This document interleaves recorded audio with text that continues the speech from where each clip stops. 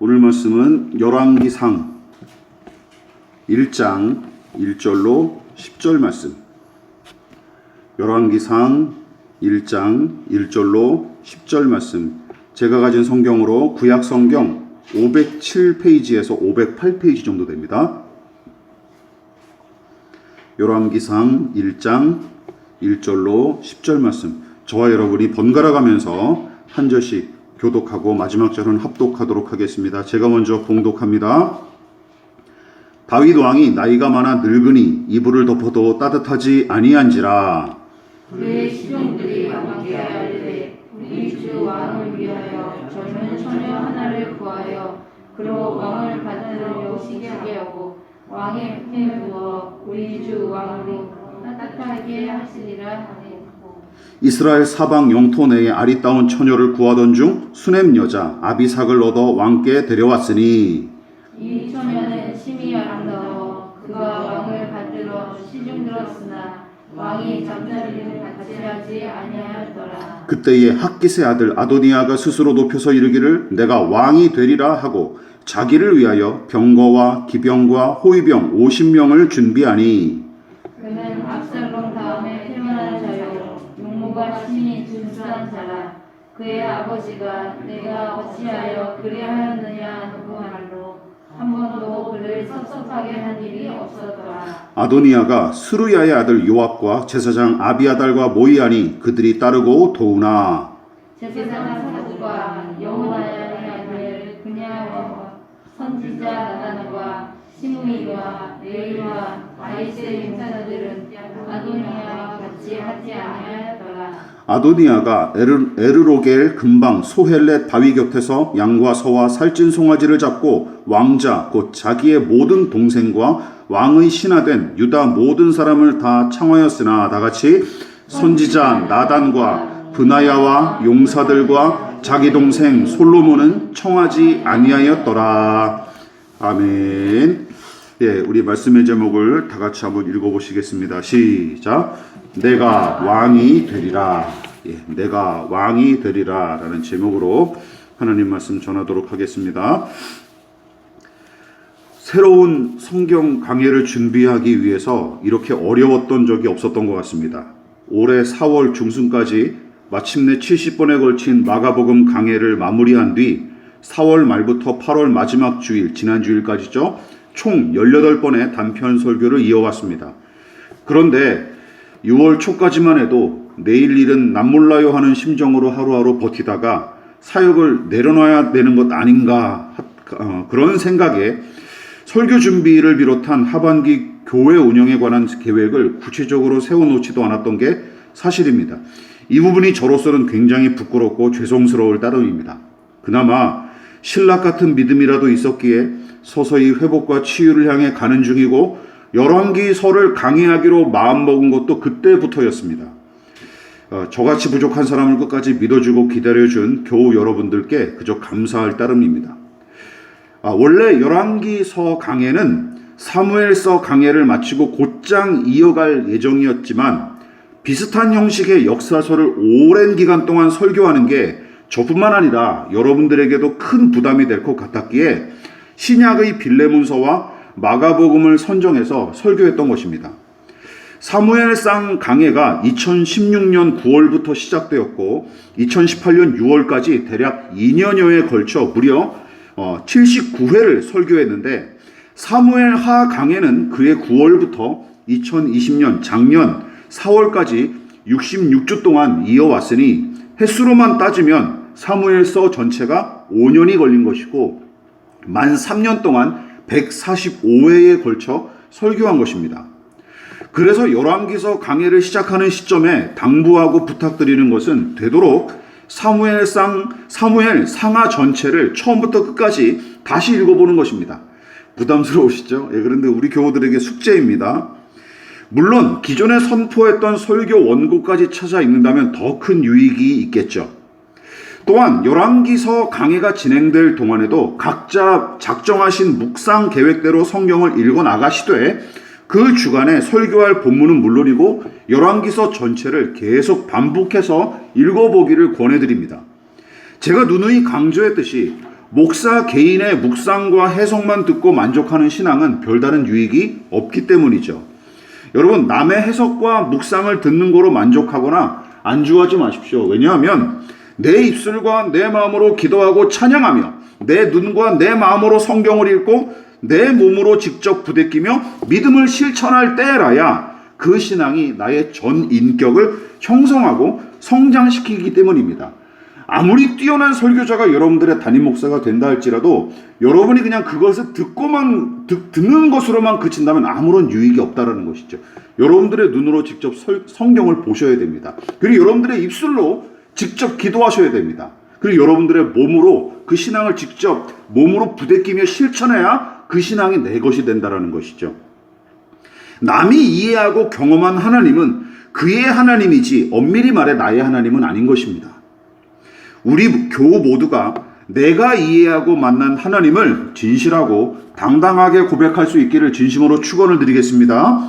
자, 그렇다면 이 열왕기서는 어떤 책일까요? 좀 골치 아프긴 하지만 필요한 내용이기 때문에 함께 살펴보도록 하겠습니다. 자, 우선 열왕기상은 구약의 역사서에 해당하는 열왕기서의 첫 번째 책으로서 이런 제목이 있는 거예요. 열왕기란 말 그대로 바로 여러 왕들에 관한 기록을 의미합니다. 그런데 저자가 누구이며 언제 기록되었는지 정확히 알기는 어렵습니다. 다만 오늘부터 설교하는 이 열왕기상은 사무엘 하에서 못다한 다윗의 이야기를 1장과 2장을 통해 다시금 언급하고 3장부터 11장까지는 드디어 솔로몬의 즉위와 통치를 다뤘으며 12장부터 22장 마지막 장까지는 왕국의 분열과 그로 말미암은 이야기를 다루고 있습니다.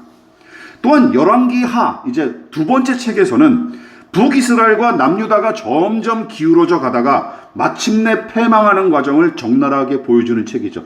그래서 어떻게 보면 사사기와 함께 성경에서 가장 암울한 책 중에 하나가 아닐까 싶습니다. 따라서 대부분 신학자는 열왕기서가 남유다의 멸망 후에 바벨론으로 끌려갔던 시기나 그 이후인 기원전 550년 전 전후에 기록됐을 거로 추측을 하는 것이죠. 그리고 예수님 오시기 전에 한 500년, 600년 전에 기록된 책으로 보고 있다라는 것입니다. 또한 어떤 신학자들은 신명기, 여호수아, 사사기, 사무엘서와 열왕기서가 모두 바벨론 포로기에 기록된 신명기적 역사서로 부르기도 하는데 신명기에 기록된 하나님의 약속과 명령이 바로 이 열왕기서 곳곳에서 언급되고 성취되기 때문입니다. 또한 이스라엘 사람들이 쓰는 히브리 성경은 여호수아부터 열왕기서까지를 일컬어서 예언서로 분류하고 있어요. 이것을 우리는 역사서로 알고 있지만 그 사람들은 전기 예언서로 분류를 해놓고 우리가 예언서로 알고 있는 이사야, 예레미야 그런 예언서들을 후기 예언서로 분류하고 있다는 말이죠. 자, 그러니까 그렇게 분류한 이유가 무엇이냐면 이 책이 단순히 이스라엘의 흥망성쇠를 나열한 정도가 아니라 이런 성격이 있다라는 것이죠. 예언적 성격을 담은 역사 기록물임을 분명하게 드러내는 것입니다.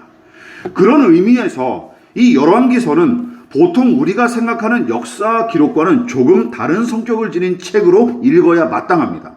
그래서 어떤 사건에 대한 객관적이고 치밀한 서술이나 정확한 연대 측정을 기대하기가 어려운 게 사실이에요.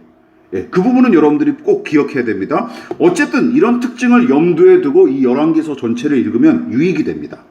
자, 그런데 열왕기서의 이 서두는 우리가 읽었던 이 서두는 달갑지 않은 내용으로 시작합니다. 그렇지 않습니까? 위대한 믿음의 사람인 다윗이 나이 들어 기력이 쇠한 채로 등장하고 게다가 예전에 셋째 아들 압살롬의 반란으로 말미암은 이 상처가 그에게 여전히 만만찮게 남아있을 텐데 넷째인 이 아도니아라는 아들이 그의 말년을 괴롭히는 가시로 등장합니다. 초장부터 이런 암울한 내용으로 시작을 해요. 여러분 생각해 보십시오. 다윗은 누구 못지않게 부귀영화를 누린 인물이긴 하지만 그에 반해 누구 못지않게 많은 고난을 겪은 인물이기도 합니다. 여러분 본문을 보십시오. 본문에 한번 다윗을 보십시오. 다윗이 행복하게 노년을 보냈을 거로 생각하십니까? 절대로 그렇지 않습니다. 이제는 너무 노쇠하고 기력이 쇠해진 탓에 아무리 이불을 덮어도 어떻대요? 몸이 실이 돼요. 아무리 이불을 덮고 자도 내복을 껴입어도 몸이 시리고, 게다가 신하들이 왕의 기운을 조금이나마 회복할 요량으로 가장 아리따운 처녀를 데려와서 시중을 들게 했는데도 다윗은 그녀와 동침하기는커녕 제 몸조차 가누지 못한 채로 지낼 수밖에 없었답니다. 어떤 신학자나 설교자는 이 부분을 가리켜서 다윗이 매우 경건했던 탓에 지난날 간음했던 잘못을 되풀이하지 않으려고 일부러 이 미녀 아비삭과 동침하지 않았다 하고 해석하며 다윗을 옹호하지만, 저는 오히려 반대로 봅니다. 오히려 다윗의 기력이 너무나 쇠해졌던 까닭에 안 한 게 아니라 못한 걸로 해석합니다. 저는 그게 문맥에 더 합당하다고 생각합니다.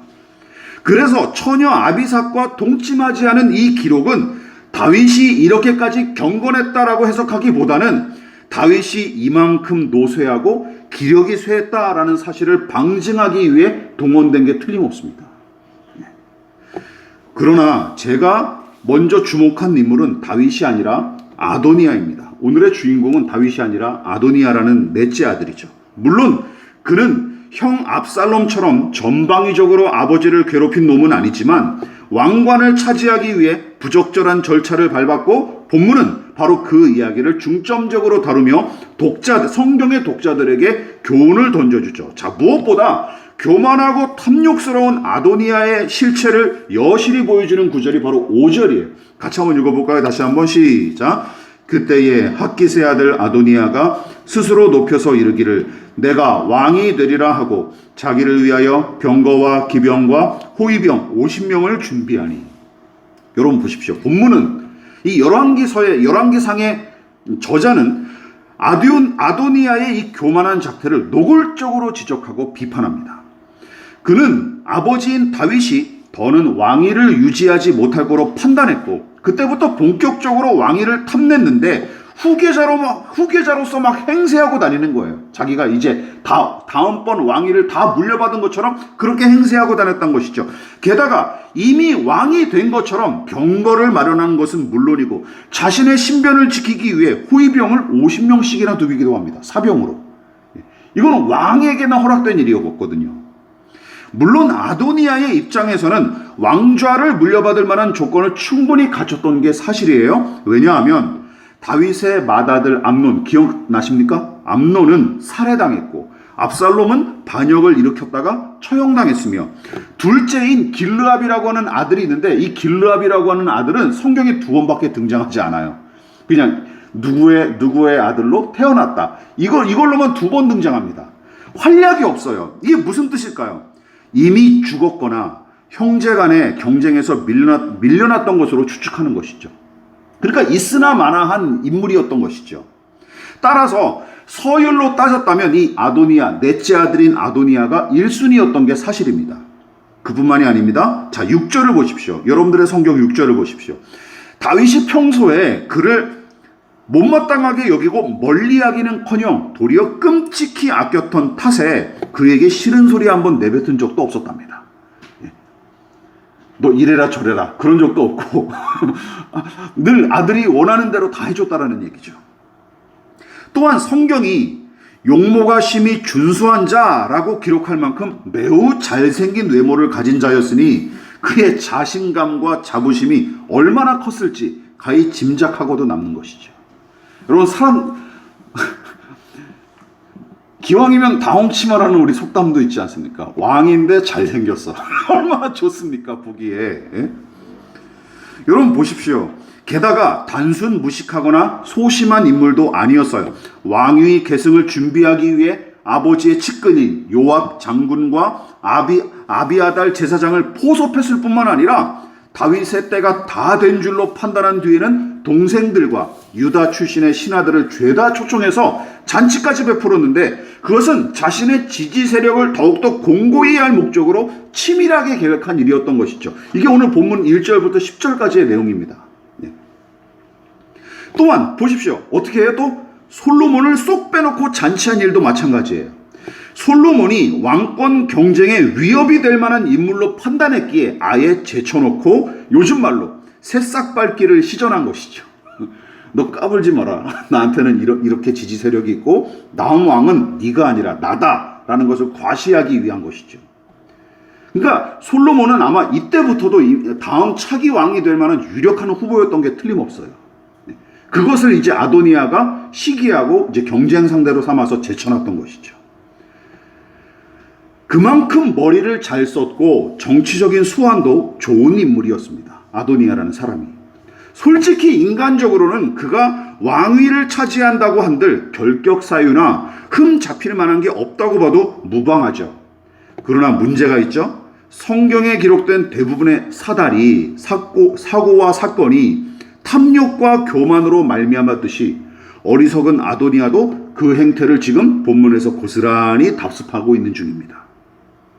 무엇보다 결정적인 문제는 여러분 이 이스라엘이라는 나라가 하나님이 세우신 나라가 아닙니까? 왕의 나라가 아니지 않습니까? 하나님이 세우신 나라예요. 하나님이 주인이신 나라라는 것이죠. 그가 탐내는 왕의 자리는 여느 나라의 것과 성격이 완전히 다르다는 사실을 아도니아는 간과하고 말았던 것입니다.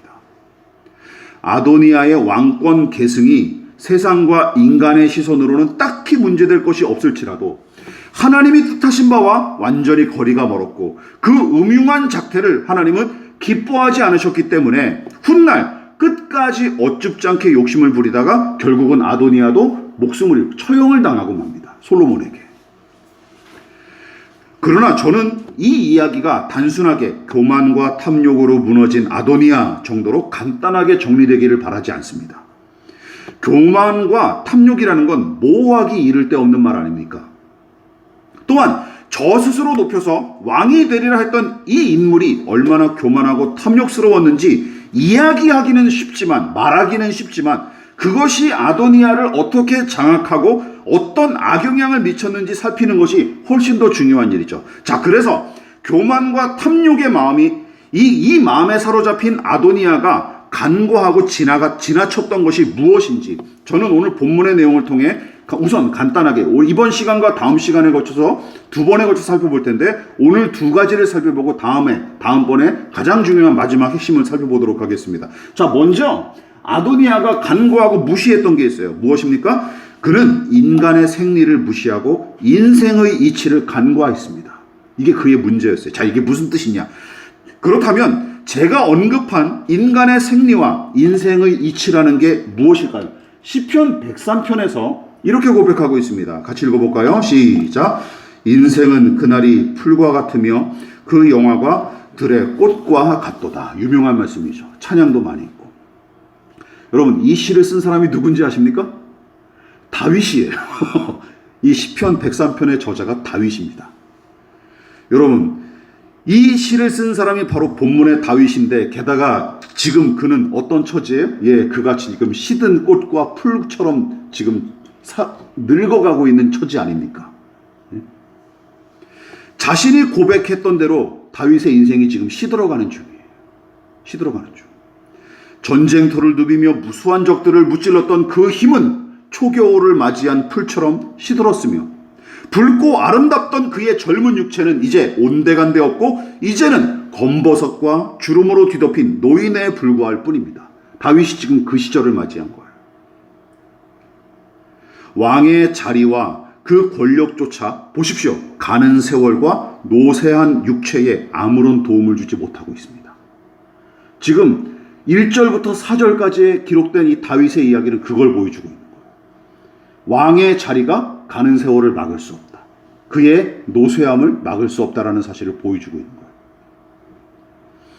여러분 보십시오. 아름다운 여인과 함께 몸을 섞거나 바람을 피우는 일도 여러분 힘이 있을 때나 가능한 거지. 이게 지금 그러니까 다윗이 이러고 앉아 있는 거예요. 예. 아비삭과 동침하지 않은 일은 다윗이 얼마나 무기력한 상태인지를 보여주는 것이죠. 예. 숟가락들 힘조차 없을 뿐더러 삭신이 쑤시고 아파서 오늘 내일 하는 노인에게 아름다운 미녀가 무슨 소용입니까? 예. 게다가 아도니아는 왕의 자리와 그 권력을 그토록 바라고 기대하건만 보십시오. 이게 아이러니죠. 정작 지금 그 모든 것을 움켜쥐었던 아도니아가 그렇게 꿈꾸고 바라는 권력을 지금 움켜쥐고 있는 아버지 다윗은 어떤 처지예요? 지금 죽어가고 있는 처지라니까요. 아무 즐거움도 누리지 못한 채. 이게 아이러니죠. 모든 것을 움켜쥔 다윗은 정작 가는 세월과 노쇠한 몸을 어쩌지 못한 채 본문에서 전전긍긍할 뿐입니다. 기력이 쇠하여 고통당하는 다윗의 이야기가 왕위를 노리고 꼼수를 부리는 이 아도니아의 이야기와 함께 기록된 까닭이 바로 여기에 있는 거예요. 이게 두 가지 상반된 이야기가 함께 기록된 거예요. 아도니아가 아버지 다윗의 모습을 진지하게 관찰하고 묵상했다면 이 사람이 뼈다귀에 환장한 개처럼 왕의 자리를 탐냈을까요? 저는 그러지 않았다고 생각합니다. 진지하게 묵상하고 생각해 본 사람이라. 야, 저 자리를 차지해봤자 결국 다 죽는구나. 다 늙어가는구나. 다 힘이 빠져가는구나. 왕의 자리도 그걸 멈출 수가 없구나라는 사실을 알았겠죠. 그런데 그거를 외면했습니다. 여러분, 오히려 왕의 자리와 그 권력도 다 무상하고 그게 내 인생을 온전히 책임지지 못하는구나 하고 생각했어야 마땅하죠. 우리도 아도니아와 비슷합니다. 영원히 남을 것을 귀히 여기고 그것을 추구하기는커녕 당장 즐겁고 이익이 되는 일만 쫓아 살다가 그냥 어느 순간 갑자기 죽어버리죠. 사라지죠. 심지어 신자라고 자부하는 우리 같은 사람들이 세상 사람보다 더한 경우가 허다하죠. 여러분, 주의할 것이 또 있습니다. 하나님은 인간과 인생을 통해서도 당신의 뜻을 얼마든지 계시하시는 분임을 우리는 명심해야 될 줄 믿습니다. 여러분, 경건하고 신령한 신자는 누구입니까? 혹시 여러분 중에 성경을 마르고 닳도록 읽으며 24시간이 모자랄 정도로 기도하지만 인간과 세상 사이에 무관심한 사람을 신령하다고 찬송하시는 분이 계십니까? 이건 말도 안 되는 일이에요. 왜냐하면 세상과 고립되고 단절된 신앙은 영적 자유에 불과합니다. 그리고 성경이 요구하는 창조 명령에 반할 뿐만 아니라 세상의 빛과 소금의 사명을 소멸시키기 때문이죠. 그래서 고립된 신앙, 단절된 신앙은 건전하지 못합니다. 여러분, 오히려 인간의 생리를 진지하게 관찰하고 인생의 이치를 이해하기에 힘쓰는 사람, 그리고 거기에 담긴 하나님의 뜻을 찾기 위해 기도하고 몸부림치는 사람이 진짜 신령한 사람입니다. 믿으십니까? 여러분, 아도니아를 보십시오. 이득을 얻을 기회만 호시탐탐 노리고 사람을 이용할 줄만 알았지 인간과 인생의 의미에 관해 진지하게 생각할 줄을 몰랐습니다. 그게 그의 패착이었던 것이죠. 교만과 탐욕에 사로잡혀 살아가는 사람들의 생리가 다 이러합니다. 여러분, 이 사실을 명심하시기를 주님의 이름으로 부탁을 드리겠습니다. 두 번째, 아도니아가 또 간과한 게 있어요. 무엇입니까? 역사와 그 교훈을 무시하고 간과했습니다. 여러분, 저 스스로 내가 왕이 되리라 하고 선포하며 이미 왕이 된 것처럼 행세한 사실이 바로 그 증거입니다. 여러분, 생각해 보십시오. 제가 앞에서 언급하지 않았습니까? 아도니아의 바로 윗형이 누굽니까? 압살롬이에요. 압살롬. 기억하시죠? 다윗에게 반역을 일으켰다가 처참하게 비참하게 죽은 아들 말이죠. 셋째 아들. 그게 바로 밑에 동생이 아도니아예요. 본문의 아도니아. 그러니까 이상한 거 아닙니까? 형이 그래서 죽었으면 자기도 교훈을 얻었어야죠. 그렇지 않습니까?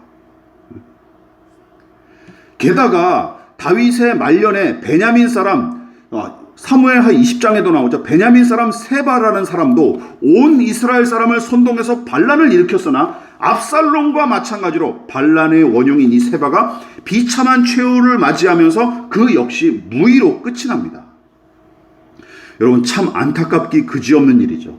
여러분, 두 번의 반란 사건이 그다지 오래된 일도 아니에요. 아무리 길게 잡아봤자 십수년 전 일이고 짧게 잡으면 불과 몇 년 전의 사건입니다. 그런데도 아도니아는 아랑곳하지 않고 함부로 아버지의 자리를 탐냈던 것이죠. 지난 일을 딱 잊어버렸나 봐요. 이게 문제예요. 친형 압살롬과 불량배 세바가 저질렀던 짓을 그대로 따라합니다. 즉, 아마도 과거의 사건을 깡그리 망각했거나 알고 있으면서도 무시했던 게 틀림없어요. 즉, 역사 인식이 결여되었거나 미흡했던 게 틀림없습니다. 여러분, 훗날 예레미야 선지자가 남유다의 죄악과 패망을 안타까워하시는 하나님의 심정을 고스란히 전했는데 거기 등장하는 불안당들이 아무래도 아도니아를 쏙 빼닮은 것 같습니다. 자, 같이 읽어볼까요? 자, 시작. 여호와께서 이와 같이 말씀하시되 너희는 길에 서서 보며 옛적 길, 곧 선한 길이 어디인지 알아보고 그리로 가라. 너희 심령이 평강을 얻으리라 하나 그들의 대답이 우리는 그리로 가지 않겠노라 하였으며. 이게 무슨 말입니까? 하나님은 범죄한 백성을 향해 너희는 옛 역사를 돌아보고 어떤 길이 선한 길이었는지 살펴보라. 그리고 그 길을 걸어가라 라고 제시를 해주셨는데, 권고하셨는데 이놈들이 뭐라고 얘기해요? 그럴 생각 없으니 신경 끄십시오. 우리가 알아서 찾아갈게요 하며 하나님의 명령에 퇴짜를 놓습니다. 아도니아의 그 마음을 고스란히 표현한 말씀 같아요. 과거는 과거일 뿐, 과거는 과거일 뿐. 나는 그냥 오늘을 내 맘대로 살 거다 라고 이야기하는 것이죠. 기가 막힐 노릇입니다. 만일 아도니아가 지난날 일어났던 반역의 두 번의 커다란 반역의 역사를 진지하게 돌아보고 자신에게 적용했다면 내가 왕이 되리라 하고 으스대며 세력을 키우는 집 따위에 정력을 낭비하지 않았을 것입니다. 고요히 그냥 아버지와 하나님의 뜻을 기다리면서 그 처분을 기다리면서 그냥 왕자로서 평생 살았을 수도 있죠. 그렇지 않습니까? 근데 그것마저 다 털어버리는 거예요. 작금의 한국교회 신자들은 아도니아의 후예에 가깝다는 사실을 우리가 확인해야 됩니다. 여러분, 이쯤 되면 차라리 역사에 무관심한 게 차라리 나을 것 같습니다. 개인과 집단의 이익을 위해서 역사적 사실마저 쉽사리 왜곡하는 작대가 비일비재한 현실을 보십시오. 이 나라의 역사와 민족의 가치를 쉽게 무시하고 깎아내리는 폄하하는 부류 중에서도 가장 선두에 선 집단이 개신교회와 교인들이라는 사실은 이미 세상에 널리 알려진 바입니다. 복음이 전파되기 이전의 시대를 죄다 불신앙으로 점철된 야만적 역사로 취급하는 반면 일본 제국주의의 침탈로 고통을 겪던 시절은 하나님의 은혜였다고 칭송하는 자들 중에 기독교인들이 허다합니다. 그렇지 않습니까? 웃기지 않습니까? 과연 성경이 역사와 그 교훈을 깡그리 무시하고 쉽게 왜곡하는 이 신앙인들을 다윗이나 선지자들처럼 신령한 믿음의 사람으로 인정하고 편들어 줄까요? 저는 그러지 않다고 생각합니다. 3번씩이나 예수님을 모른다고 부인했던 베드로가 주께서 경고하신 어제의 말씀을 떠올리며 펑펑 울었던 것처럼 우리도 지난 날을 진지하게 돌아보고 회개해야 마땅합니다. 믿으십니까? 바로 이 예레미야 선지자의 말씀을 우리가 새겨야 들어요. 그렇습니다. 우리가 다시 한번 지난 역사를 되짚어보고 내 개인과 우리 교회와 또한 이 나라의 민족의 역사를 돌아보고 우리가 선한 길을 찾겠습니다 라고 우리는 응답해야 됩니다. 말씀을 마무리하도록 하겠습니다. 여러분, 아도니아의 형인 압살롬은 아름다움으로 크게 칭찬을 받는 자였고 발바닥부터 정수리까지 흠이 없는 인물로 평가를 했습니다. 사무엘하 14장 25절에 나와요. 게다가 뚝심이 좋고 끈기가 있었으며 지혜와 능력이 탁월한 인물이었어요. 압살롬 이후에 반란을 일으켰던 세바라는 사람도 보통 사람은 아니었습니다. 얼마 안 되는 기간에 온 이스라엘 백성들의 마음을 단번에 사로잡을 만큼 카리스마가 넘쳤고 수완이 좋았으며 배포도 큰 인물이었습니다. 본문의 아도니아도 마찬가지죠. 모두 인간적인 매력이 넘쳤고 능력도 출중한 사람들이었습니다. 그러나 그 매력과 능력으로 하나님의 환심을 살 수는 없었습니다. 이게 중요하죠. 인간의 생리에 관심이 없었고 인생의 이치에도 무지했습니다. 그들은. 게다가 역사의식조차 미흡했고 거기서 뭔가 교훈을 얻을 생각조차 하지 않았습니다. 그냥 눈앞에 닥치는 것만 보며 살았던 것이죠. 그저 눈앞에 놓인 권력을 쫓기에 급급했고 그것을 구원과 인생의 보장으로 여겼습니다. 그게 문제였습니다. 왜냐하면 하나님은 율법의 명령만이 아니라 인생의 이치와 역사의 교훈 속에서도 당신의 뜻을 담아두셨기 때문이죠. 여러분 기억하십시오. 그래서 신실한 믿음의 사람들은 주의 율법을 주야로 묵상하며 하나님의 뜻을 추구함과 동시에 인생과 역사에 깃든 하나님의 뜻을 살피는 일에도 힘썼다라는 사실을 우리는 명심해야 됩니다. 믿으십니까? 기억하십시오. 그래서 20세기 최고의 신학자로 널리 알려진 독일의 칼 바르트는 이런 명언을 남겼어요. 뭐라고요? 다 아시죠? 같이 읽어볼까요? 어디서 들어보셨죠? 시작. 한 손에는 성경을, 한 손에는 신문을. 괜히 나온 명언이 아닙니다. 예수님을 생각해 보십시오. 저는 예수님을 한번 떠올려 봤습니다. 주님이 우리와 같은 몸으로 33년의 생애를 살아가셨을 때 내내 하늘만 쳐다보며 살았을 거로 생각하십니까? 오히려 고생하고 방황하는 죄인들 한 사람 한 사람을 주목하셨으며 들에 핀 꽃과 공중에 나는 새 한 마리까지 살피셨습니다. 또한 역사를 잊어버리고 심지어 왜곡까지 일삼는 종교 지도자들을 향해서는 맹렬히 비판하고 정죄하셨습니다. 그 대신 오랫동안 묻혀있던 율법의 정신을 되살려 가르치셨고 잊혀졌던 선지자들의 예언을 끄집어내셨으며 더 나아가 세상의 시초와 이스라엘 역사를 반추하도록 이끄셨고 주어진 오늘과 내일에 나아갈 바를 그것을 통해 분명하게 제시해 주셨습니다. 내일의 일만 제시하신 게 아니라 예수님은 과거의 선한 것, 아름다운 것도 다시금 끄집어내셔서 회복하셨던 분이라는 것이죠. 여러분, 이 교훈을 항상 염두에 둘 수 있는 저와 여러분 되시기를 주님의 이름으로 부탁을 드리겠습니다. 여러분, 안타까운 다윗의 말년과 아도니아의 반역이 함께 기록된 이유를 다시 한번 생각해 보십시오. 바로 이것을 보여주기 위해서입니다. 이 교훈을 항상 염두에 두고 성경에 계시된 하나님의 뜻과 함께 우리의 인생과 역사를 통해서 하나님의 뜻, 하나님의 음성을 들을 수 있는 저와 여러분 되시기를 주님의 이름으로 부탁을 드리겠습니다. 그리고 교만과 탐욕의 비늘을 벗어버리고 주의 뜻을 더욱더 선명하게 알아갈 수 있는 저와 여러분 되시기를 다시 한번 진심으로 축원을 드리겠습니다. 기도하겠습니다. 하나님, 은혜와 사랑을 진심으로 감사를 드립니다. 하나님, 다윗의 이 비참한 노년과 노쇠해진 육체, 그리고 전전긍긍하는 그의 어설픈 모습, 그 이야기들을 아도니아의 반란과 반역 이야기와 함께 묶으셨던 그 이유에 대해서 우리가 함께 살펴보았습니다. 하나님, 성경에 계시된 하나님의 선명한 뜻, 그리고 말씀을 읽을 때마다 성령을 통해서 우리에게 들려주시는 하나님의 음성을 우리가 더 깊이 사모하고 알아가되, 또한 우리 각 개인과 각 사람에게 허락해 주신 하나님의 뜻을 발견하고 알아가는 데 더욱더 힘쓰는 저와 우리 믿음의 권속들 다 될 수 있게 도와주시옵소서.